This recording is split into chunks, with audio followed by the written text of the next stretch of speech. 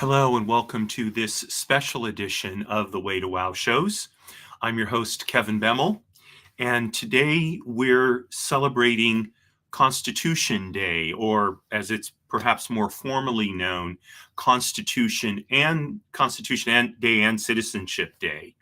So this is perhaps the least known holiday in the American calendar. It's probably fighting it out for Armed Forces Day, which I think also very few people know anything about. And the holiday had its antecedents in something called I Am an American Day that was first observed in 1940. So if you know your history, 1940 was basically a year before the United States got involved in World War II. Europe was already fighting World War II. In Europe, it started on September 1st, 1939. There was a lot of tension in this country, especially initially with German Americans. And so, the idea of affirming I am an American, I think, resonated with people at that time. Originally, it was set for the third Monday in May. But in 1952, President Harry Truman signed a law replacing I Am an American Day with Citizenship Day. And in 1955, President Dwight Eisenhower proclaimed the first, what he called Constitution Week. Now, it took all the way until 2004, so just 20 years ago, for Senator Robert Byrd to propose that Citizenship Day be renamed Constitution Day and Citizenship Day and be celebrated on September 17th of each year. Now, the reason for September 17th was in 1787, the Constitution was ratified on that date. I take that back. It wasn't ratified. That's when the delegates to the Constitutional Convention signed the Constitution. It subsequently was sent to the Confederation Congress and then had to be ratified by 9 out of the 13 original states.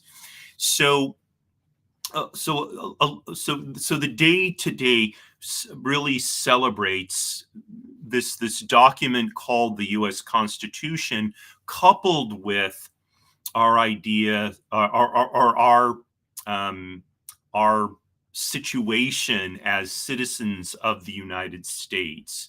Now, at the time, the idea of citizenship was somewhat new in the world. Not that it had never existed before.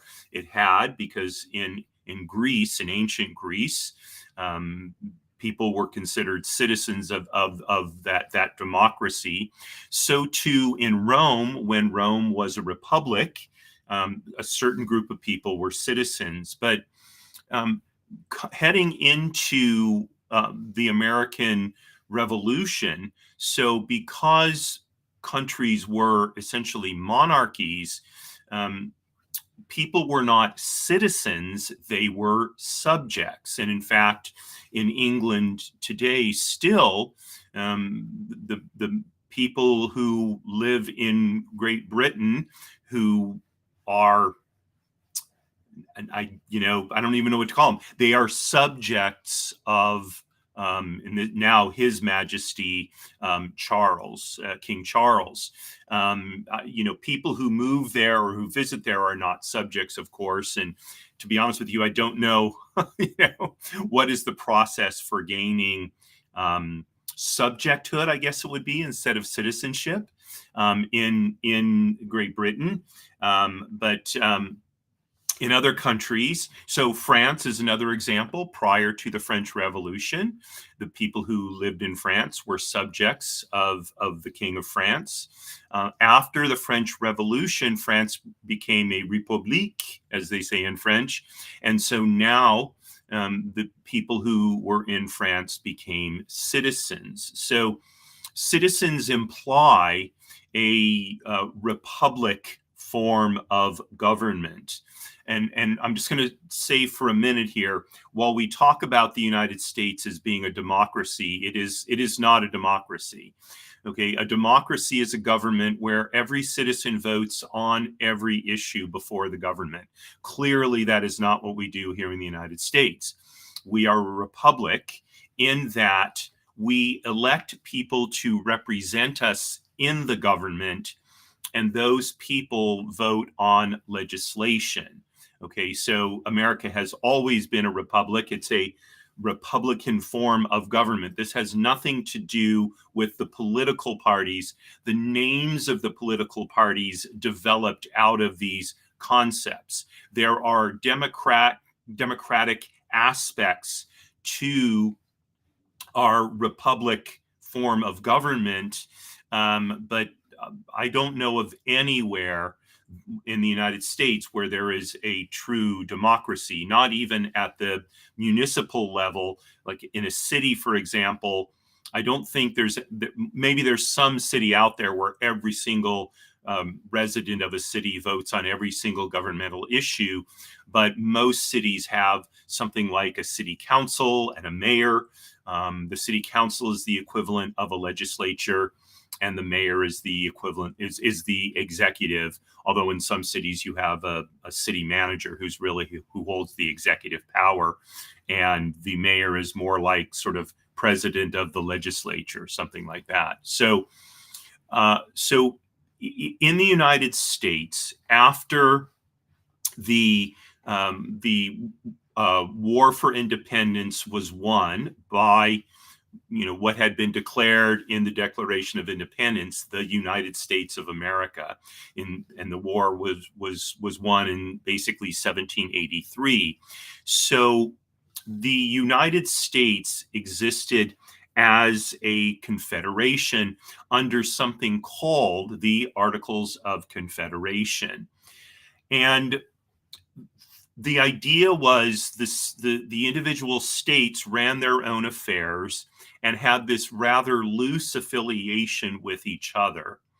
And eventually, a number of people came to the conclusion that the Confederation was not strong enough. So, for example, in dealing with England, France, Russia, other countries, the weakness of the Confederation system put the United States at a disadvantage. And finally, enough support grew that in January or February of 1787, a constitutional convention was convened in order to draft the Constitution, or a constitution under which the federal government of the United States would be organized. Now, this was a controversial move. Certainly, there were a lot of people who were opposed just to a constitutional convention. Nonetheless, the delegates met. There were originally, I think, 72 elected, of which 55 met in Philadelphia, and they started talking about how to form a government. And there were like certain categories of delegates. So there were people like George Washington and Benjamin Franklin, who were very prominent individuals. Pretty much everybody in the United States knew them, and they brought a certain gravitas to the proceedings, legitimacy to them. Of course, George Washington was the commander-in-chief of the United States Army during the War for Independence. Benjamin Franklin, of course, the noted statesman and humorist. Interestingly enough, neither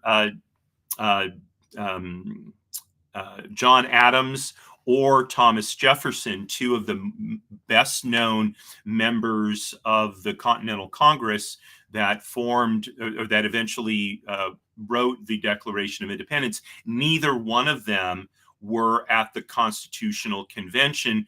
At the time, Adams was, I believe, minister to Great Britain, and Jefferson was minister to France.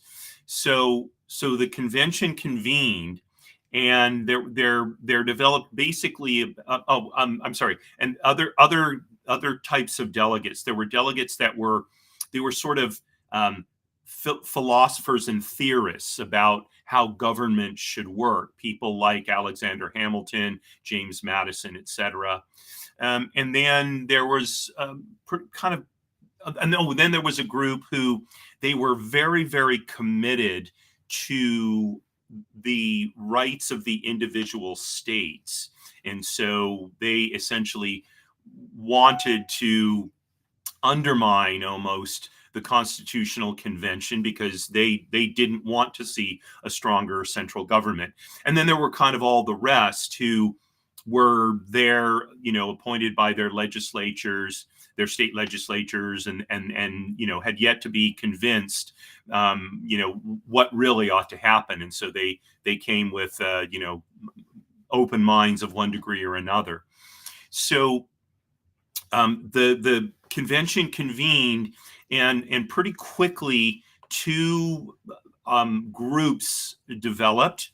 One was this sort of anti-conventionalist group who wanted to basically just make some changes to the Articles of Confederation, but still keep the Union pretty loose.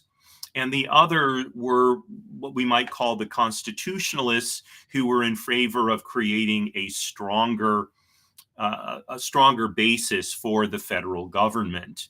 And so a plan was, different ideas were debated, and a lot of issues came up. So one of the major issues that came up was the large states like Pennsylvania, Virginia, New York, that had large populations.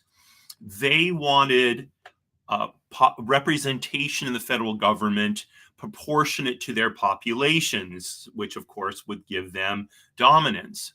The smaller states like Connecticut, Rhode Island, and the lesser populated states, even Georgia, for example, they were much more desirous of representation essentially by state, so that they didn't get overwhelmed by the larger populated states.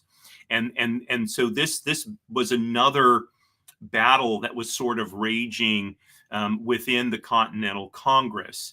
And so something called the Virginia Compromise was proposed.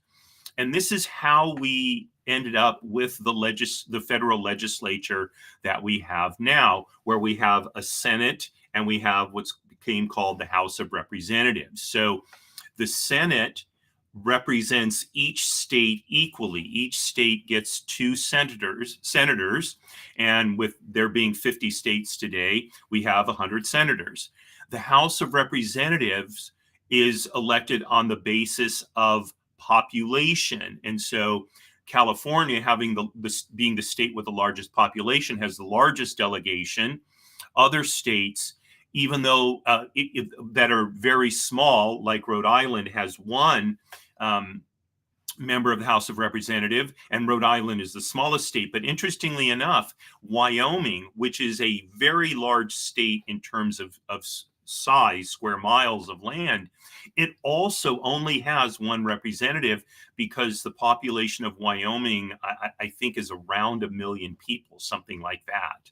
So this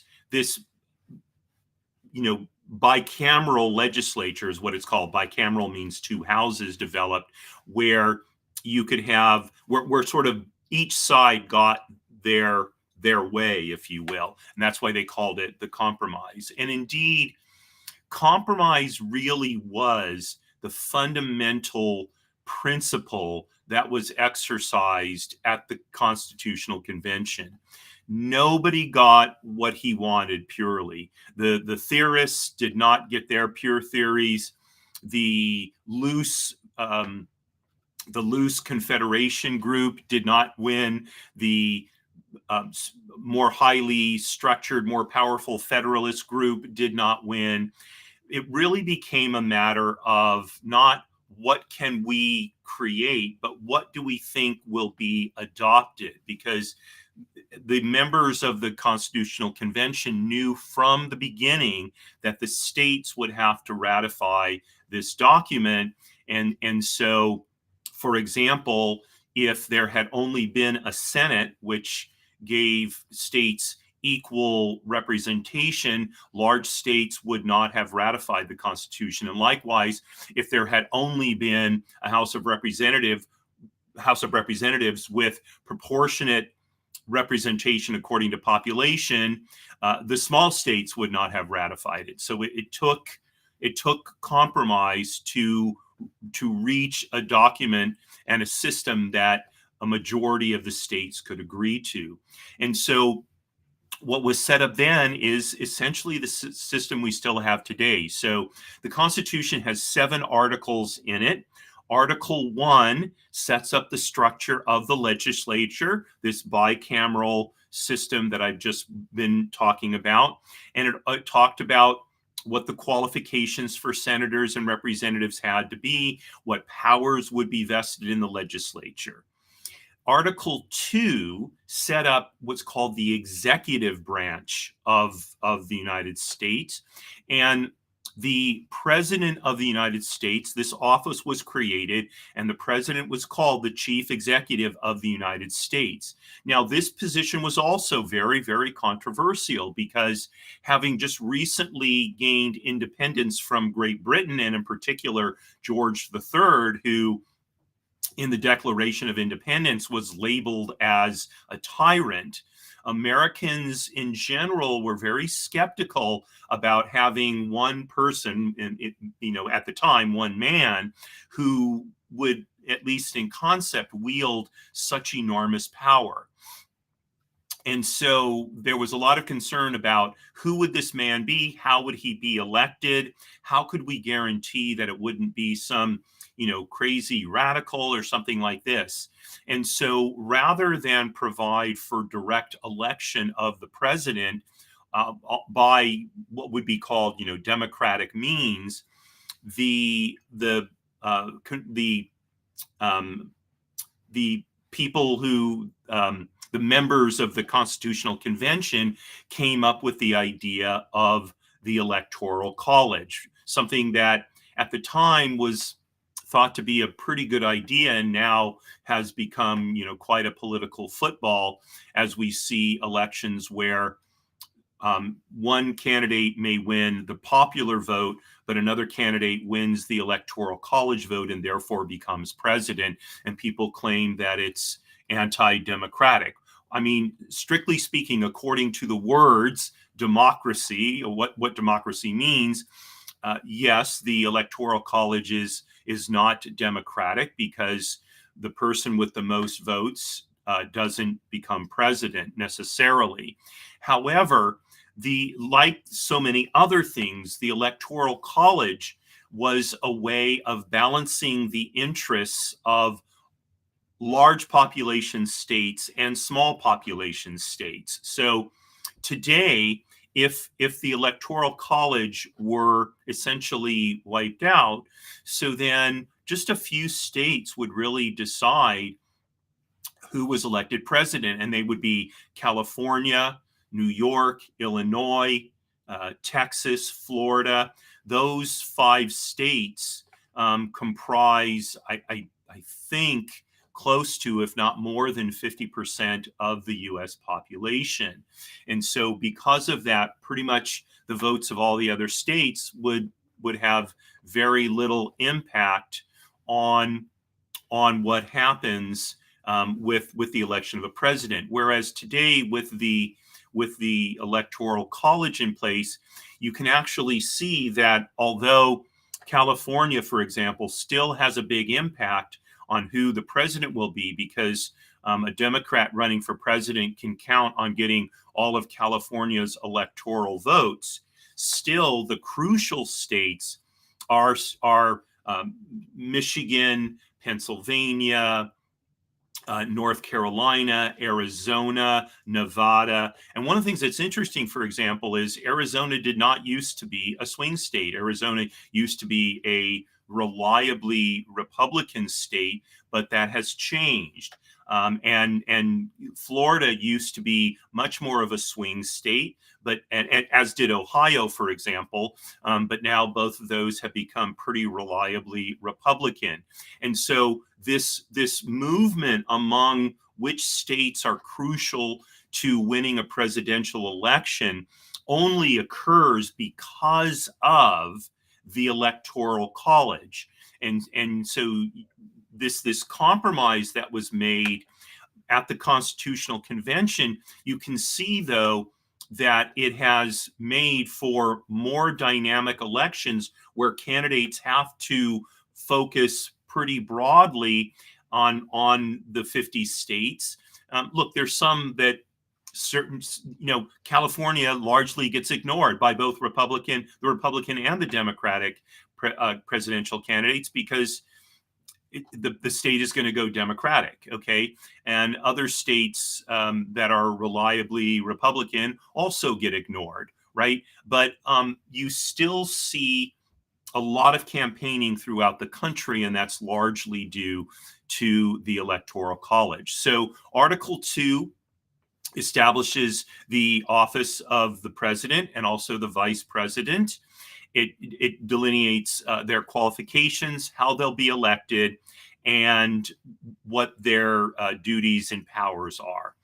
And then the third article in the Constitution establishes the federal judiciary. This was also controversial. Was there anything about the Constitution that wasn't controversial? And the answer is no. Everything about it was debated, heavily debated, during the time between January and September of 1787. One of the concerns about a federal judiciary was that it would override all of the state judiciaries. Another thing was trial by jury was ingrained in the U.S. mindset, but the Article 3 didn't institute trial by jury for civil matters, for example. And so that was also controversial for some people. Now, it's interesting because the Article 3 is the shortest of the first three articles of the Constitution, and that's because Congress was given the authority about how to establish a federal judiciary, even though it constitutes a separate branch of the government. So each of the branches has checks and balances on the other. So, for example, the President of the United States selects judges to sit in the federal courts, but those selections have to be confirmed by the Senate. A 2/3 vote of the Senate actually, no, that was overturned. So it's now a majority vote of the Senate. The President of the United States is elected by the Electoral College, and he has the authority to execute laws, meaning make sure the laws are carried out. But Congress has the authority to write the laws. Okay, so, and Congress can write a law. The president has to sign the law in order for it to go into effect. If the president declines to sign the law or formally vetoes it, Congress can overrule the president's veto with a 2/3 vote in each chamber, in each house of the legislature. So again, you see the checks and balances there.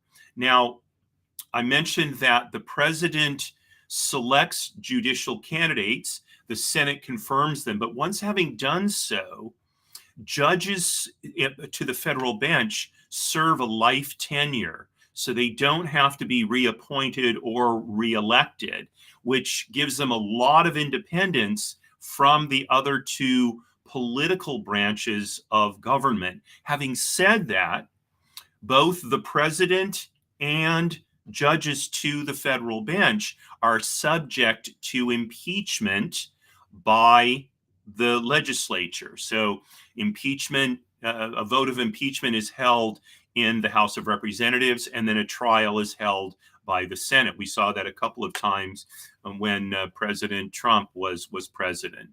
So you can see there are, and one of the things that's not specifically in the Constitution, but developed, was something called the right of review. That's not the formal name for it. I'm going up on the formal name, but the Supreme Court sort of took on the authority to review laws to make sure that they were constitutional, meaning that they did not conflict with rules in the Constitution, in particular with the Bill of Rights, which I'll talk about later. Because in the 7 articles of the Constitution, there's very little there about the specific ways that the federal government will act. And I'm not going to, so I just want to talk about those three, the first 3 articles to the Constitution. The other ones are, it's not that they're not important, but like one of them dealt with how debts of the various states were going to be dealt with. And Article 7, though, specified how the Constitution would be ratified, basically. So once the Constitution was signed on September 17th, 1787, it was submitted to the Confederation Congress. And the Confederation Congress had to decide either to approve the Constitution or disapprove the Constitution or do neither. And in the event it did neither, it just sent it on to the various states for their ratification. So it basically demurred on taking a position, which is frankly was one of the problems of the Confederation Congress. It was very ineffective. And so again, the Constitution went to each state legislature, and the legislatures voted. And eventually 9 of the 13 states ratified the Constitution, and therefore it became the so-called law of the land.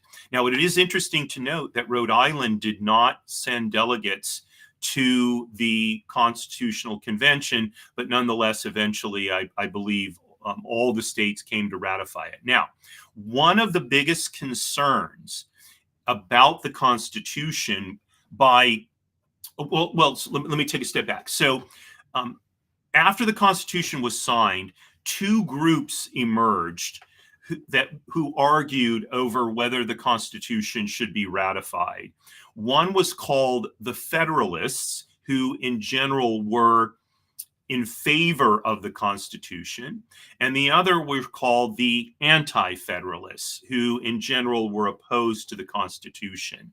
Now, it's been oversimplified that the Federalists, generally speaking, represented the moneyed concerns in the United States, and the Anti-Federalists were basically sort of the farmers and the little guy. That's actually not historically accurate. So those who were Federalists and Anti-Federalist, even those titles were not, I mean, it wasn't like there were 2 strict parties like there are today with the Democrats and the Republicans. And even today, you can see people in the parties that, vastly disagree with their fellow party members. So that was the case with the Federalists and the Anti-Federalists as well. There were farmers and tradesmen who who thought that the Constitution was a fine idea. There were moneyed interests who thought that a stronger central government was not to their benefit and was not a good idea. So, but what happened was these two groups started, arguing pro and con for the Constitution. And one of the things that was written, one of the seminal works that was written during this time, was a set of essays that eventually were compiled as the Federalist Papers. And they were written by Alexander Hamilton, James Madison, and John Jay. Although they didn't write under their own names, they wrote under pseudonyms. And they wrote, let me see, I forget how many there are. There's 85 essays in the Federalist Papers, and they were all designed to explain how the Constitution worked, why it was a good idea, and in general support the idea of ratification of the Constitution. And so when we're trying to figure out what did the framers of the Constitution really intend this document to do, our best source is really the Federalist Papers in terms of an originalist approach. Okay, and as these debates were going on, one of the things that arose that actually people on both sides, Federalists and Anti-Federalists, came to agree on was the Constitution needed a Bill of Rights in order to protect the individual rights of the citizens and the position of the individual states. And so the original 10 amendments to the Constitution were all ratified together and called the Bill of Rights. Now, since that, there's been 17 additional amendments, although the Constitution hasn't been amended in quite a long time now. It's a very difficult thing to amend the Constitution. You need to have a vote of 2/3 of each house of the legislature, and then I believe it's 3/4 of the states have to ratify an amendment. That also, how the Constitution is amended is also one of the articles of the Constitution. And so not eventually, but soon after ratification of the Constitution, these 10 articles that made up the Bill of Rights were written and ratified. And that gave people a lot more comfort with this stronger federal government.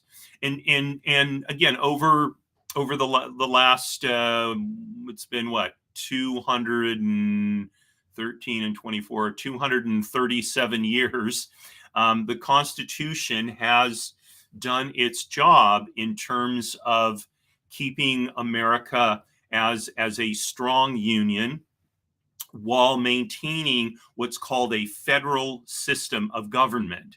So I talked about the checks and balances among the three branches of the federal government, but there is another system of checks and balances embedded in the federal system, and that is the Constitution delineates the specific powers that the federal government has.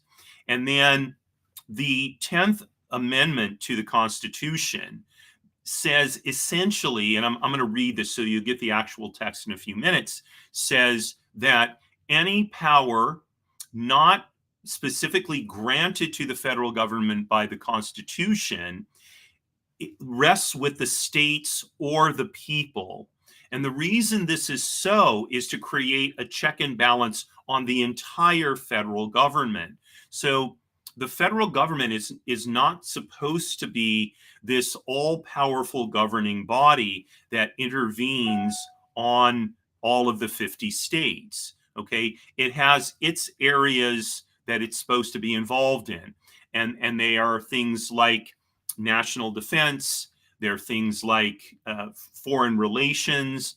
They include the Department of the Treasury, which is maintaining a national currency, those kinds of things. Now, over the decades, the power and reach of the federal government has expanded far beyond probably what any delegate, even the most ardent Federalist, thought the federal government would do. And this is, of course, one of the tensions that we see today is between those who think that the federal government has far too much power and those who want to see even more power centralized in the federal government. And this tension is part of the constitutional system. And it's there to see to it that on the one hand, the federal government doesn't become so all-powerful that it controls everything in the United States, but on the other hand, isn't so weak that it has no ability to regulate the union in the way that the Constitution wants to see it do so. So what I'm going to do is I'm going to read some excerpts from the Constitution. I'm actually not going to read any of the articles. They're pretty dry, but I'm going to start out with reading the preamble. Now, the preamble is important because it explains why the Constitution was created. However, it actually doesn't add any legislative or duties to the Constitution. It's a general statement. So I remember one time when I was on deployment, I was in the wardroom having lunch, and a couple of my colleagues were around, and somehow we got onto the subject of politics, which was generally not something discussed in the wardroom. And I was talking to the fellow sitting next to me, and I was saying to him that I was talking to him about some issues that were going on at the time, and explaining to him why I thought what was happening was unconstitutional. And another fellow sitting at the table turned to us and he said, anything can be made to fit into the Constitution. And what he was referring to was the preamble. In other words, pretty much anything the federal government would want to do could be sort of put under the preamble. And I said, well, if that's the case, there's no reason to have the Constitution, because the Constitution is fundamentally a constraint on the power of the federal government. That's actually one of its main purposes. And so we discussed that. So contrary to popular belief, the preamble has no meaning in terms of interpreting the Constitution. Nonetheless, these words are very famous, and so I'm going to start out by reading them. So, the Constitution of the United States of America. We, the people of the United States, in order to form a more perfect union, establish justice, ensure domestic tranquility, provide for the common defense, promote the general welfare, and secure the blessings of liberty to ourselves and our posterity, do ordain and establish this Constitution for the United States of America. That's it. That's the entire preamble. And it's really, again, it's just explaining why the Constitution exists. Okay, so now I'm going to read some of the amendments in the Bill of Rights, because I think it's important. We talk about like the First Amendment all the time, but do we really know what it says? Okay, so here is the amendment number 1. Congress shall make no law respecting an establishment of religion or prohibiting the free exercise thereof, or abridging the freedom of speech or of the press, or the right of the people peaceably to assemble and to petition the government for a redress of grievances. Now, I emphasized Congress shall make no law respecting an establishment of religion or prohibiting the free exercise thereof. Those are both contained in it. And what's interesting is people of this issue tend to advocate for one and not the other, but the government is supposed to stay out of both. Okay, and that's an interesting aspect that I think when we talk about religious freedom, that statement doesn't describe really what the First Amendment is saying. Okay, the Second Amendment, a well-regulated militia being necessary to the security of a free state, the right of the people to keep and bear arms shall not be infringed. Now, this is another one where there is a short preamble to the Second Amendment that people who are in favor of stricter controls on firearms say, well, they only meant for firearms to be used by a militia. Other people say, clearly, historically, that's not the case because firearm ownership was widespread in the United States at the time the Constitution was formed. So, and the latter is the interpretation that the Supreme Court has most recently taken. Okay, I'm going to skip amendment number 3, which talks about quartering soldiers. We don't really have an issue with that these days. And I'm going to talk about the Fourth Amendment. The right of the people to be secure in their persons, houses, papers, and effects against reasonable searches and seizures shall not be violated, and no warrants shall issue but upon probable cause supported by oath or affirmation, and particularly describing the place to be searched and the person or things to be seized. This is why, for example, police need to get a search warrant before they can come into your house or your office and start looking through files or other things for documents or whatever. Okay, the Fourth Amendment guarantees that. Now, I want to point out something that I've never heard talked about in discussions about the Constitution, but notice that a warrant has to be supported by an oath or affirmation. Why are both of those there? Why not just an oath? And the reason is because for certain religious groups, including Jews, for example, it's considered wrong to take an oath about a secular matter like this. Okay, because it would be speaking God's name in vain, which is a violation of one of the 10 commandments.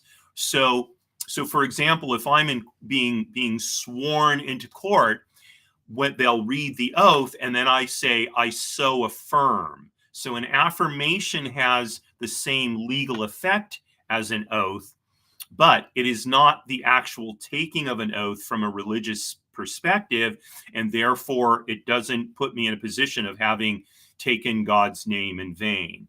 So you can see that from the beginning, the framers of the Constitution were attuned to some of these issues that could have caused conflict.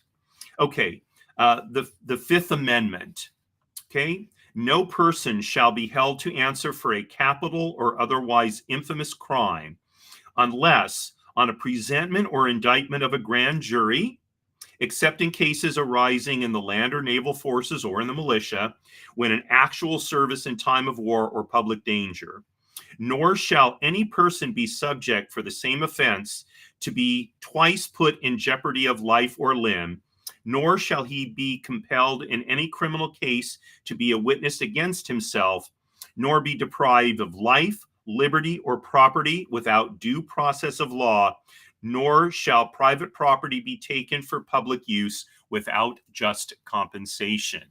So there's so much there. For example, trial by jury, not the government not being able to take your property away without paying you compensation. That's a condemnation action. Again, another controversial issue over the last, well, I mean, it's been controversial for all of our history, but it's gotten more as governments have taken more power. So there's a conflict between so-called police power and the power of taking. So, for example, if a municipal government creates a zoning law that's so restrictive that it effectively takes away an owner's ability to do anything with the property, is that really something allowed as a police power? Or does that become a taking, and therefore the government would have to pay that owner just compensation? So there have been a number of cases about this over the decades, and they've been decided various ways, and in some cases have made it all the way up to the Supreme Court.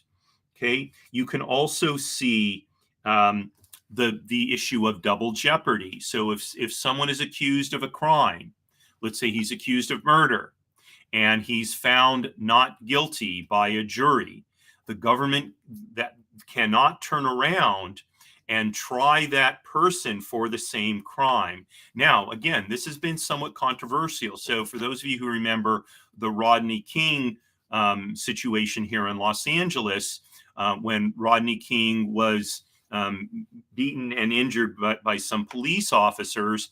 So there was a big issue. Some people thought that the police officers were just, they were restraining him in the line of duty. And so his getting hurt was kind of like, well, that's what happens when when you fight the police. Other people felt that that Rodney King's civil rights had been violated. And so they should be prosecuted. Eventually, they were prosecuted here at the local level, and they were found not guilty. And there was so much anger from certain quarters over that. The federal government then tried the police officers for the same crimes, but under a different law, and found them guilty. And a lot of people felt that this was actually double jeopardy and that the federal government shouldn't have been able to do that. To the best of my knowledge, that never went to the Supreme Court. I think by now, all those police officers are out of jail. Okay. And then there's some other ones, and this is the one I mentioned a little bit earlier. The last one I'm going to read is Amendment 10, the 10th Amendment, and that is the powers not delegated to the United States by the Constitution, nor prohibited by it to the states, are reserved to the states respectively or to the people. Now, this is a very important amendment, oftentimes overlooked, but really what it's saying is the federal government can only exercise those powers specifically given to it in the U.S. Constitution. And this is something that has become much more controversial of late, as the current Supreme Court has looked at the Constitution from a much more what's called originalist perspective, meaning going back to what does the Constitution actually say? And so, for example, we've seen this in the overturning of the Chevron doctrine, which said that Congress should defer to administrative agencies in terms of how they're interpreting the laws passed by Congress. That's what Chevron held.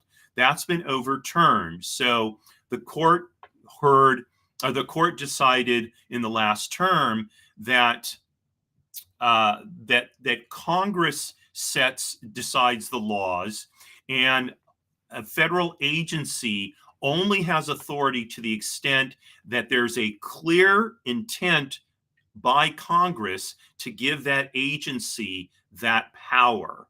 Okay, and so this sort of large accretion of power by federal agencies now is slowly being unwound in some areas, because much of what federal agencies do, they have no clear mandate to do. And in fact, they'll sometimes take a law that was never intended to be used by that agency, and they'll sort of crowbar in a power that it gives them in order for them to expand their regulatory authority. Likewise, the federal government has at times overreached its authority. So, for example, there's a proposal for national rent control. The federal government has no authority under the Constitution to impose national rent control. Now, to the extent that the federal government builds housing and keeps that housing under federal government control, so of course they can control the rents there. But the federal government has no authority to impose rent control across the 50 United States. That the 10th Amendment the 10th Amendment prohibits that. Now, does that mean we're not going to see an attempt at imposing rent control at the federal level? We might, right? And now there'll be a battle, right, between those who would say that the 10th Amendment prohibits this, and those who will say that, well, but it's permitted. For example, the preamble for the Constitution says promote the general welfare. Well, this promotes the general welfare, right? And so if the federal government, if the Constitution is there to promote the general welfare, and it's generally good for the federal government to control rents, so then the federal government should be able to do that. So you can see how these kind of conflicts arise. And I glanced at the time here just now. I realized I've been talking a little bit longer than I meant to go. But I think it's important on this day that we do take some time to understand how our government works. As my understanding of education these days is there's not a whole lot of focus on these issues, even at the high school level. And so we as citizens need to educate ourselves. And so I showed you this same book on July 4th when I read the Declaration of Independence. I'm going to put up the link to this book again. Again, it's an affiliate link. I don't know, I probably get 3 cents if you click on the affiliate link and buy the book. But I think we all should have this book because it has the 3 most important formative documents of the United States in it. And I would encourage you too, and I'm going to put up a link for the Federalist Papers, also to read this book. I will be honest with you, it's pretty dry reading, but it's also very important. So maybe decide to read, one paper a day or one paper a week.